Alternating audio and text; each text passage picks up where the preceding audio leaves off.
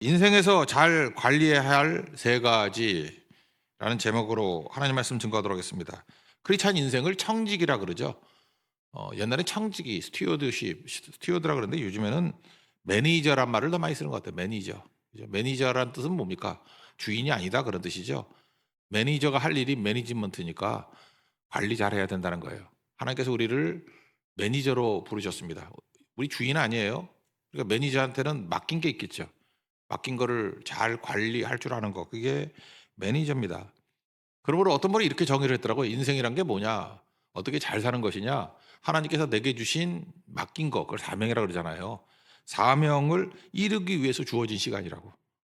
여러분이 어떤 사람은 70년, 80년, 뭐 요즘 오래 사니까 90년, 100년 사는데 그 인생이 뭐냐? 사명을 이루기 위한 주어진 시간이라는 거예요. 그러니까 사명 이루지 않고 딴짓하면은 실패한 인생이겠죠. 그러니까 매니저이기 때문에 항상 물어봐야 돼요. 내가 이 땅에 왜 왔지? 하나님이 내게 주신 사명이 뭐지? 사명을 또 다른 성경에 뭐 뜻이라 그래, 뜻. 내게 주신 하나님의 뜻이 뭐지? 그거를 물어야 된다는 것입니다. 그거대로 안 되면은 실패한 인생이죠. 세상에서 객관적으로 말할 수 없어요. 이거는 누가 성공이다 실패다 말할 수 없고 그 사람에게 주어진 사명과 뜻을 이룰 때 성공한 인생이고 그거 이루지 못하면 실패한 인생이죠.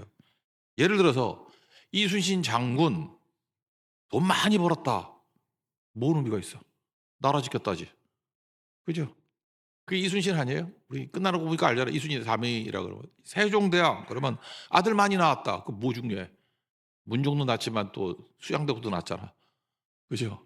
아들 많이 낳았다. 그 뭐 대단한 거. 옛날에야 대단했겠지. 한글 창제 뭐 이런 거겠어요. 바울도 마찬가지죠. 예수 믿고 부자 되었다. 그게 무슨 의미가 있냐고. 복음 전도의 사도가 되었다.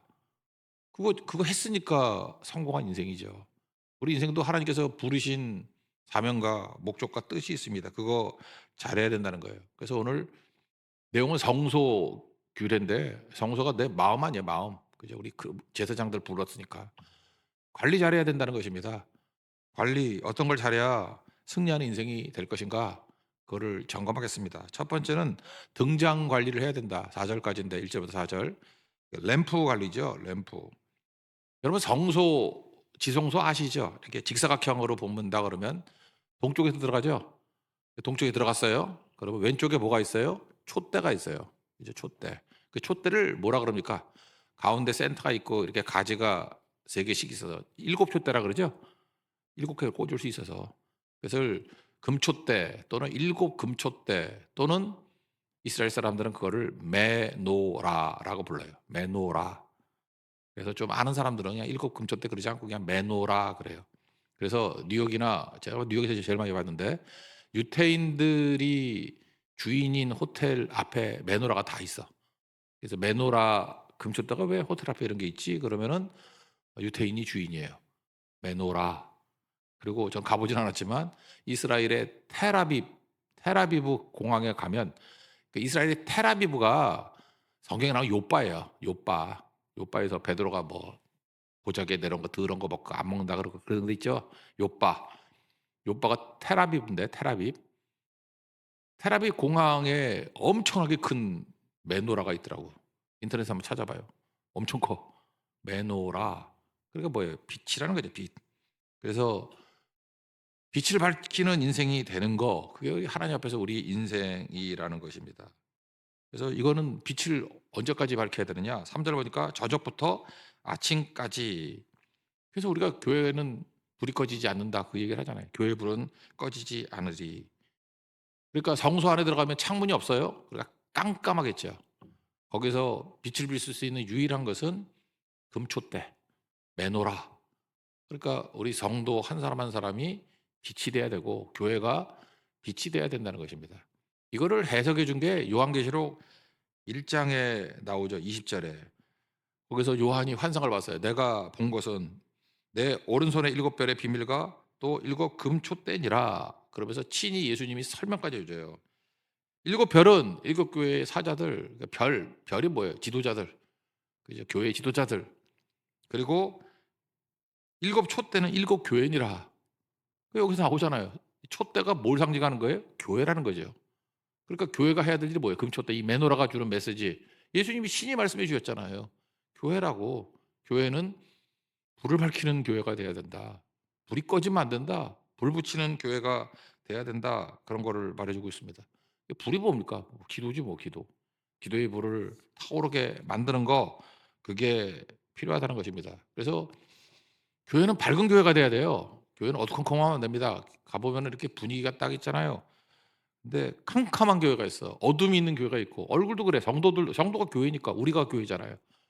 어두운 사람 되면 안 되죠. 근데 언제 밝아지죠? 여러분 다 체감적으로 아시죠?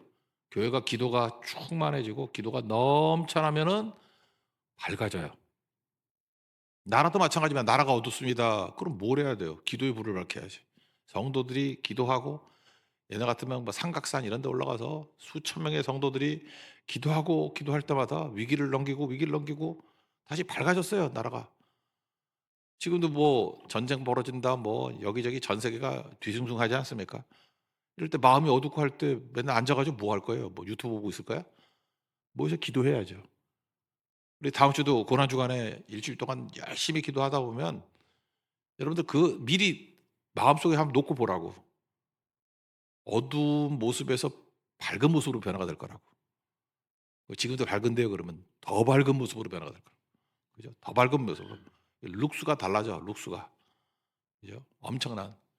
옛날엔 그냥 백열구였는데 LED로 바뀌어. 찬란한 빛으로 바뀐다고요. 그래서 여러분 인생이 찬란한 빛으로 바뀌기 위해서 필요한 건 뭐냐? 기도입니다. 교회도 마찬가지예요. 기도할 때 밝아지고요. 가정도 마찬가지입니다. 기도할 때 가정의 어둠들이 물러나고 밝아지게 된다라는 것입니다. 그러니까 밝은 교회가 돼야 돼요. 예수 우리들의 밝은 빛 그러잖아요. 언제 와요 그거? 기도할 때 온다라는 것입니다. 기도하면 어떤 일이 벌어져요? 이건 뭐 역순인데 성령 충만해지죠. 또 성령 충만해지면 기도가 오는 거죠. 기름이라 그랬잖아요. 등잔에 기름을 계속 공급해야 된다. 그런 얘기를 하고 있는데 그게 몇 절에 나오죠? 2 절에 나오나? 2 절을 보십시오. 거기. 감람나무죠. 불을 켜기 위하여 감람을 찧어낸 순결한 기름을 내게로 가져오게 하여. 기도는요. 내가 하겠다고 하는 거 아니에요. 보통 뭐 오부도 못 해. 근데 성령께서 기름같이 부어 주시면 기도가 터져 나오게 돼 있다고요. 그래서 기도와 성령은 연결이 돼 있다라는 것입니다. 그래서 성령 충만한 사람 되십시오. 그럼 기도가 나와요. 그리고 기도하면 또 성령이 임하게 되고 이거는 교차적인 것이 될 수 있다라는 것입니다. 여기 또 재밌는 표현이 나오죠. 이 기름을 어떻게 하라 그랬어요?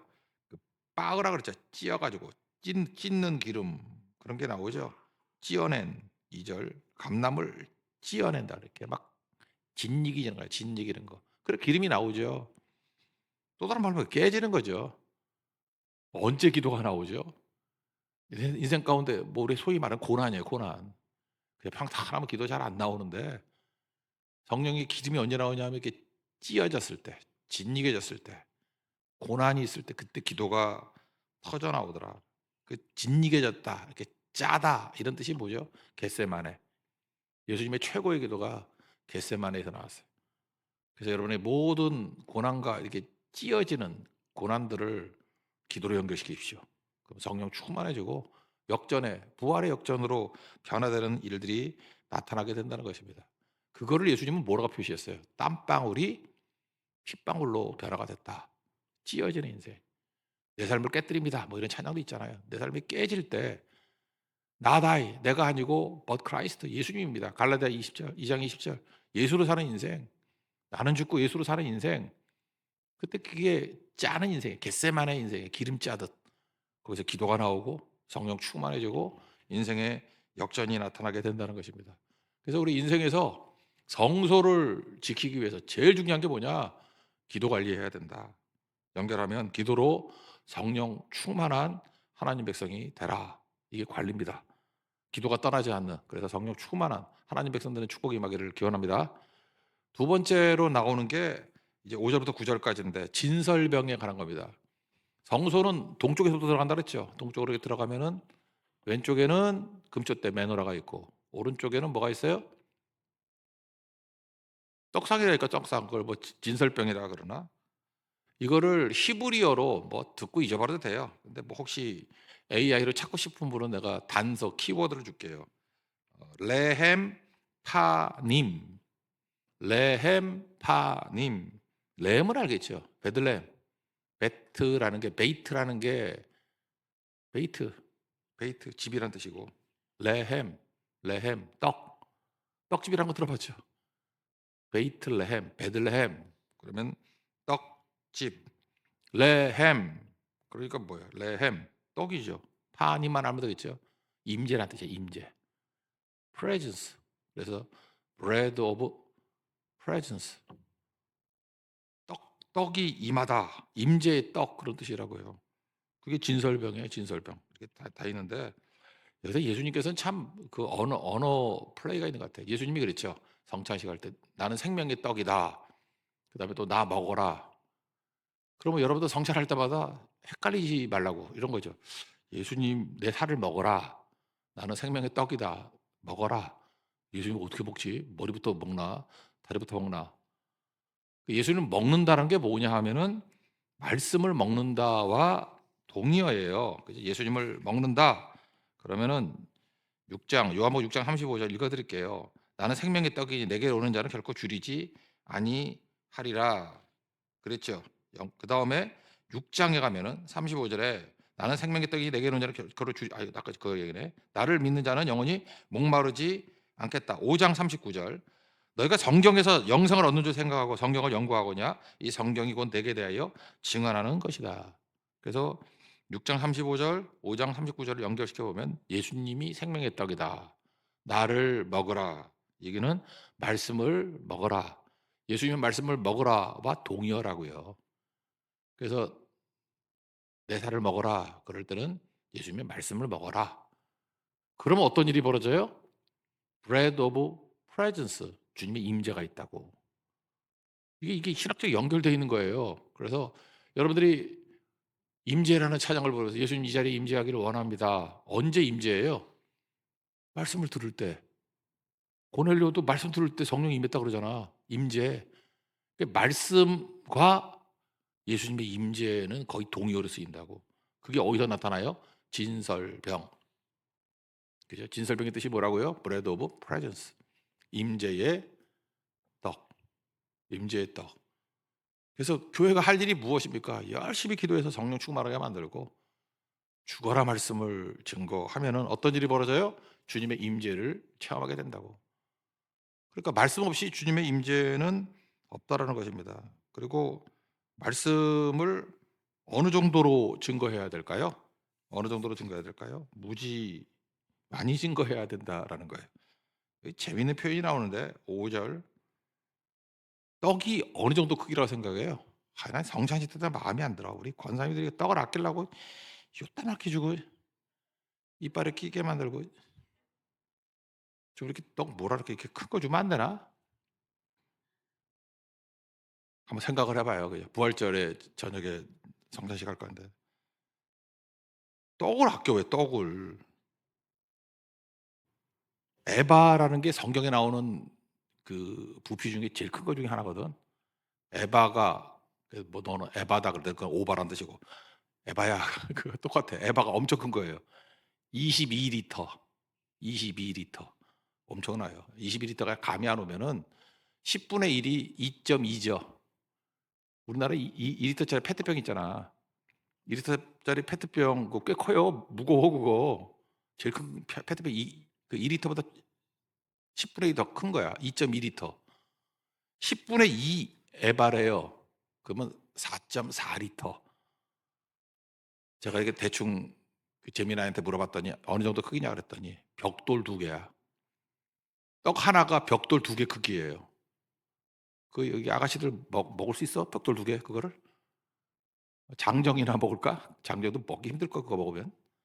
그러니까 그게 두 열로 벽돌 2개짜리 떡이 앞에 6개, 뒤에 6개.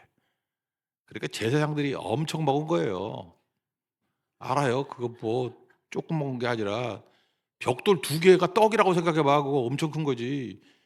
바게트 이따만한 거 있잖아. 바게트 그런 거. 이게 엄청나게 큰 거. 그거 먹었다고. 그러니까 말씀을 먹일 때 어떻게 해야 돼? 찔끔찔끔 먹이면 안 돼. 뭐 성찬에도 유래가 있는 것 같아. 맨날 요따 놓고 주니까 뭐 그냥 말씀 15분 설교가 끝내버리고 그지. 엄청 먹어야 돼. 엄청. 알아요? 엄청 먹어야 돼. 그냥 말도 빨리 해가지고 막 입 벌리고 막 쑤셔 넣어야 돼 그냥 말씀을. 그게 양이라고. 저는 이걸 이렇게 생각해요. 말씀 많이 먹어라. 뜻이 있죠. 또 어저께는 24시간 했는데 말씀을 들으면 24시간에 써먹을 일이 생긴다 그랬죠. 근데 일주일마다 안식일마다 바꿔야 돼. 그래서 옛날 떡 하면 안 돼. 옛날 떡 자꾸만 주려고 그러면 안 되고 다시 준비된 말씀으로 일주일은 되는가 봐. 일주일 안에 이제 바꿔야 되고, 또 하나가 누룩 없는 떡을 하라죠. 무교병. 그러니까 누룩은 뭐예요? 죄나 외식 이런 거. 그러니까 순수한 하나님 말씀. 뭐 여러 가지 메시지가 있어요. 이 진설병만 봐도 되게 중요하고. 또 그것도 있네. 그 촛대, 메노라의 촛대의 높이는 한 1.5m쯤 돼요. 그러니까 이렇게 서가지고, 뭐 지가 키가 커요. 얼마나 커? 150cm니까 김은미 권사님쯤 되겠네. 그래서 이렇게 딱 돼 있어가지고 그 머리 위에다가 촛불 붙이는 거야. 뭐 어렵지 않죠. 뭐 아래 또 언니 공기 좋네 이러면서 이렇게 갖다 붙이면 돼. 그러니까 김은미 권사님 여기다가 초를 올려놓고 고기 붙이면 그게 메노라 높이예요. 딱 솔직히 150도 안 되지 않아? 예, 근데 그 150 딱 좋기예요. 그게 메노라 높이라고. 이따가 식사할 때 확인해 보세요. 높이를. 근데 1규빗 반이야. 떡상은 규빗이 45cm잖아요. 45 플러스 반하면 22.5, 67.5인가? 그러니까 낮아요. 떡상은. 그래서 떡을 먹으려면 어떻게 돼? 몸을 굽혀야 돼. 나는 그것도 의미가 있다고 생각해요. 맨날 그림만 보니까 그렇지. 실물로 만들어 놓고 보면 떡 먹으려고 그러면 절대 꼿꼿하게 서가지고 못 먹어. 몸을 굽혀야 돼요. 낮춰야 돼. 하나님 말씀을 받는 자세일 수도 있죠. 어디 뭐 이렇게 성막 만들어 놓은 데 있다 그러는데, 어디 경기도 어디에 거기 가가지고 한번 앉아가지고 먹기도 해보고 한번 해봐요. 실물을 보는 것과 그냥 이렇게 그림으로 보는 거가 또 다른 거라고. 그러니까 말씀을 이렇게 받아 먹으면 주님의 임재가 있다니까. 임재가. 하나님과 동행하고 주님의 임재를 맛보기를 원합니다. 맨날 말만 하면 뭐 할 거예요? 하나님 말씀을 먹어야지. 지금 시편 필사할 때 주님의 임재를 느끼는 사람 되게 많아요. 이유가 뭐예요? Bread of Presence. 임재의 떡이기 때문에 그래. 임재의 떡. 예수님이 임재하면 배부름이 있어요. 말씀을 읽으면 임재가 있어요. 그게 중요하다. 그래서 레헴 파님, 리엠 파님, 임재할 때 그냥 이런 거 배우고 싶다 그러면 파를 한 대를 가지고 이렇게 흔들어. 파 존칭어 파님, 파님이 오셨다. 그러니까 임재야 임재. 죄송합니다. 썰렁해서 아저씨 같아서 하도 못 외우니까 레헴 파님 그러면 bread of presence. 세 번째 관리해야 될 게 뭐냐? 그러니까 두 번째 게 정리하면 뭐예요? 기도에서 성령 충만함을 구하고 말씀에서 임재를 경험하라. 그러니까 기도 말씀이죠. 기도로 성령 충만을 경험하고 말씀에서 임재를 체험하라. 이게 뭐 두 가지 메시지고, 나머지 전체 얘기가 하나님의 이름 관리죠. 여기 10절부터 23절 다 나오는데, 최고의 선물이 뭡니까? 예수님께서 우리에게 이름 주신 거죠. 에베소서 3장 15절, 이름을 주신 아버지 앞에 무릎을 꿇고 비노니. 이름 주신 게 최고죠. 그러므로 우리는 예수님의 이름, 그게 최고 복이에요. 예수님 이름을 우리에게 줬어요. 브랜드 파워가 있어요. 우리는 예수님의 이름으로 다 할 수 있어. 그래서 예수님의 이름으로 기도하니까 상달이 되죠. 하나님께 나아가는 기도가 되고, 예수 이름으로 병을 고칠 수 있어요. 예수 이름으로 귀신을 쫓아낼 수 있어요. 예수 이름으로 최고가 뭐예요? 증거할 수 있죠. 예수 이름으로 증거할 수 있고. 그래서 뭘 하든 예수 이름 그거 해야 돼. 예수 이름으로. 인감도장 있었잖아요 옛날에. 지금도 있나? 인감 이름을 주신 거 아니에요. 인감을 우리에게 맡기셨다고. 그래서 기도할 때 인감 딱 찍어 예수님이 기도하신 거예요. 우리가 병자 앞에 외칠 때도 예수님이 인감 주셨다고. 예수님의 이름으로 질병이 낫고 회복되고, 지금 홍 집사님도 진짜 항암 치료하고 있는데 월화수 일어나게 될 것입니다. 그죠? 왜? 예수님께 인감 도장 주셨으니까. 예수 이름 그렇게 사용하는 거죠. 근데 이름값 못하면 안 되죠. 이름값 한다는 게 뭐예요? 가치를 두다. worthy라는 게 합당하다. 뭐 주님은 합당하십니다 할 때 이게 worthy야. worthy에서 worship이 나왔다고. 그게 무게라는 뜻도, weight라는 뜻도 있고 가치라는 뜻이 있죠. 예수님이 가치가 있습니다. 이름에 가치가 있습니다. 예수님이 이름 주셨는데 그 가치 없게 살면 되나? 뭐 이런 거가 똑같은 거죠. 구찌가 있어. 근데 우리나라 부르는데 구지가 있어. 구지가. 이거 가짜지 이거. 또 뭐 있었나? 좀 알기 쉬운 걸로 하면 이런 건가? 이것도 되게 웃기더라. 발렌시아가라고 있죠. 발렌시아가. 발냄새 나가 있더라고. 하여튼 그런 것도 있고 뭐또 뭐 있던 옛날 여기 어르신들 뭐 젊었을 때 푸마라는 거 있어요. 푸마. 파마였던 거 아세요? 예, 그 푸마가 이렇게 파마하고 나타나. 죄송합니다. 80년대 짝퉁 얘기하고 있어요 지금 다. 아이 그만하자 그냥. 이렇게 살면 안 되는 거죠. 이렇게 살면은 이름값하고 살라는 거예요.